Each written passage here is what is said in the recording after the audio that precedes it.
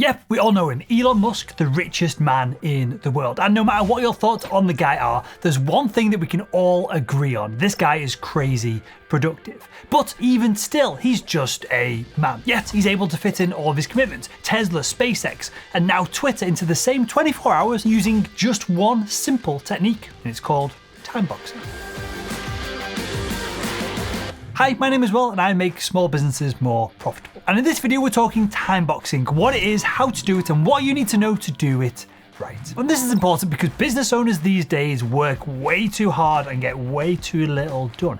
Even with an 80-hour work week, I'm sure you always find yourself wondering why your to-do list never seems to shrink, no matter how much effort and time you put into it. Because, hey, I get it. It's not like you're taking it easy. You're probably tired as you watch this video right now, and you're always on the move. But even still, you're probably not as productive as what you'd like to be. So why not take the page from someone who's absolutely mastered the productivity game, Mr. Musk himself? Why not try what we call timeboxing? So first and foremost, what the heck is it? What is timeboxing and how has it helped Elon Musk build his empire? Simply put, timeboxing is getting super detailed with your scheduling. From 6 a.m. to 6 p.m. or however many hours you work during the day, every block of time, typically an hour's slot, you need to allocate a specific activity. Whether that's exercising before you head to the office, whether that's working on payroll, hunting for new clients, doing your sales and prospecting, whatever it is. You block out the hours that you want to work and then you assign each hour, typically, to a specific dedicated task. Sounds pretty simple, right? And in all likelihood, you're probably doing something similar to this already to stay organized. But the real game changer here, the real differentiator between timeboxing officially implemented and what you're probably doing right now, is that with timeboxing, you have to have strict boundaries. When a task's allocated time is up, you're done. Close it down and move on. That is it. No excuses, no exceptions. Because if you allow tasks to overflow from 1 hour to the next, one block to the next, or you allow them to get swapped around because of urgent things coming and hitting you in the moment, the entire system collapses in on itself, as does your productivity for the day. So let's say, for instance, you may assign an hour block of 9 till 10 a.m. tomorrow morning to catch up on your email. And most of the time, it's going to work just fine. But let's say today your inbox is absolutely flooded. So you might be tempted to answer the same number of emails and the same pace with the same length of response that you usually do. If you're going to get it finished by 10 a.m., you need to force yourself to do things slightly differently. Otherwise, you're not going to get the job done and it's going to cut into your next task. And that's where you get this spiral, just never, ever actually finishing any projects or making any progress. Do you see how this works? So let's get into some of the finer details here and let's look at how to actually implement all of this. Because timeboxing is about planning. Winging it with your day just is not possible when you've got a strict schedule. And the first step to creating that strict schedule is understanding what the heck needs to be done. That's why before you start building out your time-boxed schedule, you need to lay out your tasks. What really actually needs to be done? What needs to be done to accomplish goals, whether these are personal or professional or business led. Now, some people use timeboxing just for a few specific set tasks each day. A lot of people in our training program over at salesman.com in the academy there will timebox 9 till 11 just for prospecting, nothing else. But if you really want to get the most out of your time management using this technique, you need to go all in on timeboxing and do it across your entire day. And to do that, you got to start breaking down your big, large, audacious goals into smaller, more macro ones. So start with your yearly and then quarterly goals, and then move them to monthly and then weekly and then even daily. So let's say, for example, you want to target a new audience for your product. Well, you've got to develop a new marketing plan that's going to attract the right customer, and then you want to launch it over the next 3 months. This is a great quarterly goal to have, right? But now you can't timebox 12 weeks worth of work.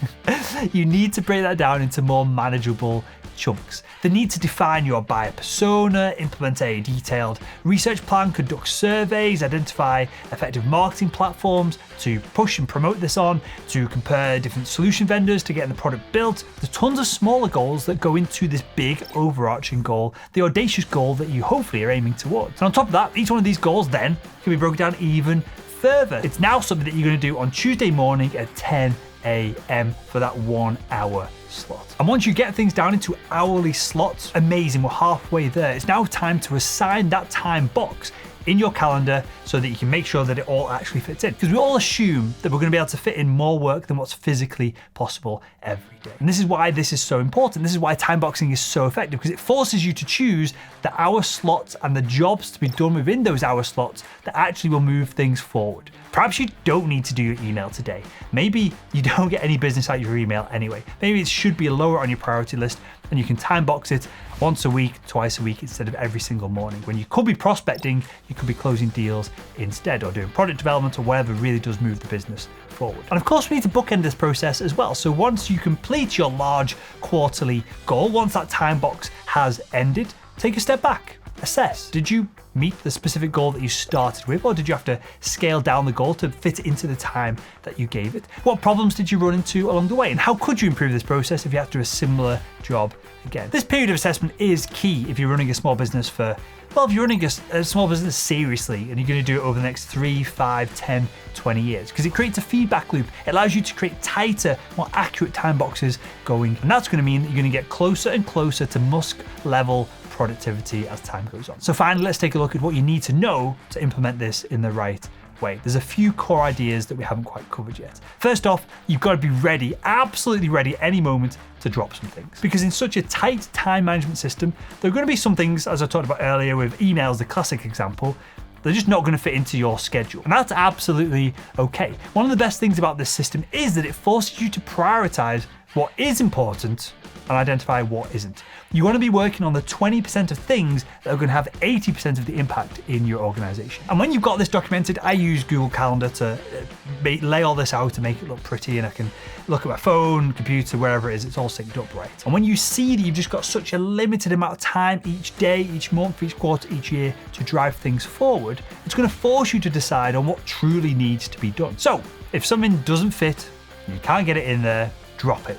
Prioritize. With a small business like you and I run, the only thing that we should be focusing on is how do we move the needle forward. We need tasks that drive revenue, and all of those other, might be fun side goals, or these, it would be nice if this happened. These ideas, these processes, these tasks are all just a distraction. So focus on the main thing and understand what's important and chop out the rest. Next up, you've got to get rigid. If you're constantly second guessing, then the entire system falls apart. You're going to put off tasks. You're going to let time boxes bleed from one into another, and then your excruciatingly detailed goals are never going to get done. You're going to push them off further and further into the future. And what's so good, we need to lead into this, what is so good about time boxing is that it avoids what's called Parkinson's law, which is very simply, the more time that you have to finish a task, the longer it's going to take to finish. If you want to launch a product in 3 months, it's going to be very similar to if you had 6 months to launch it. There's not going to be that much difference in the product itself. But now, the cool thing is, you just bought yourself an additional 3 months to sell it. You might break even, you might even be profitable in that period of time. So the only way you can avoid Parkinson's law is by shrinking the amount of time that you think a task is going to take and then sticking to what's time blocked in your diary. Of course, this takes some discipline, but when you stick to it, your to-do list is going to get wiped out every single day. So take a page from Musk's playbook and start using time boxing. And if you enjoyed this video, you want to watch another one and you want to make your business more profitable, why not click the video that's on the screen right now?